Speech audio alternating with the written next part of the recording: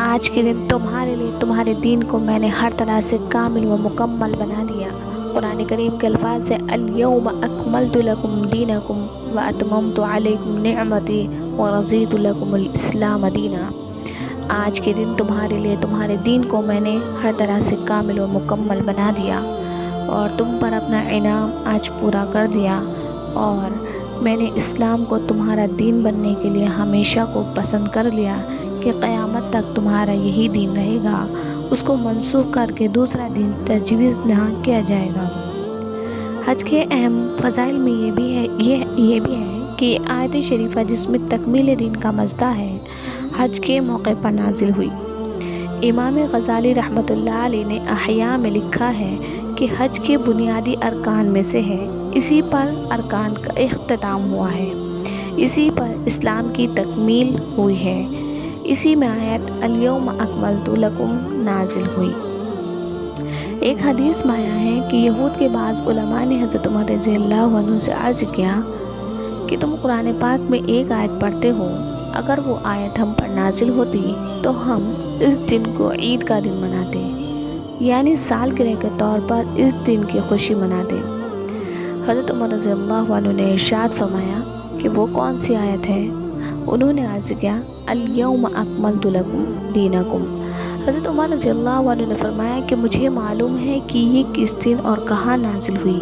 الحمدللہ ہمارے یہاں اس وقت 2 عیدیں جمع تھی، ایک جمعے کا دن، وہ بھی مسلمان کے لیے بمنزلہ عید کے دن کے ہے، دوسرے عرفہ کا دن کہ وہ بھی بالخصوص حاجی کے لیے عید کا دن ہے۔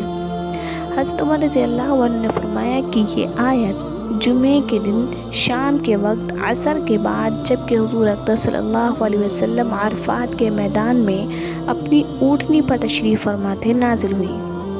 در حقیقت یہ بڑا مژدہ ہے جو اس آیت شریفہ میں سنایا گیا ہے۔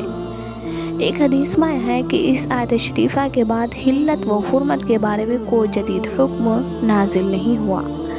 جب آدمی حج میں یہ خیال کرے کہ اس فریضے سے دین کی تکمیل قرار دی گئی اور دین مکمل ہونے کا یہ ذریعہ ہوا، تو کتنے ذوق و شوق سے اس فریضے کو ادا کرنا چاہیے وہ ظاہر ہے۔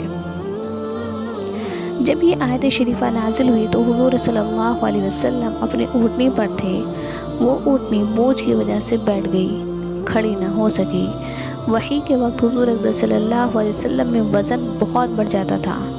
حضرت عائشہ رضی اللہ عنہ فرماتی ہے کہ جب حضور صلی اللہ علیہ وسلم اونٹنی پر سوار ہوتے اور وحی نازل ہوتی تو وہ اونٹنی اپنی گردن گرا دیتی اور جب تک وحی ختم نہ ہوتی حرکت نہ کرتی تھی۔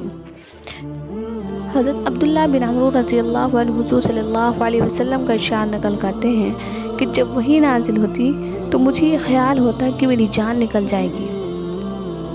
حضرت زید رضی اللہ عنہ فرماتے ہیں کہ جب یہ آیت شریفہ لا یستوی القاعدون من المؤمنین غیر اولی الضرر نازل ہوئی تو میں حضور صلی اللہ علیہ وسلم کے پاس بیٹھا ہوا تھا۔ حضور صلی اللہ علیہ وسلم پر غشی سے طاری ہو گئی تو آپ کی ران میری ران پر رکھی گئی، اس کے وزن سے میری ران ٹوٹی جا رہی تھی۔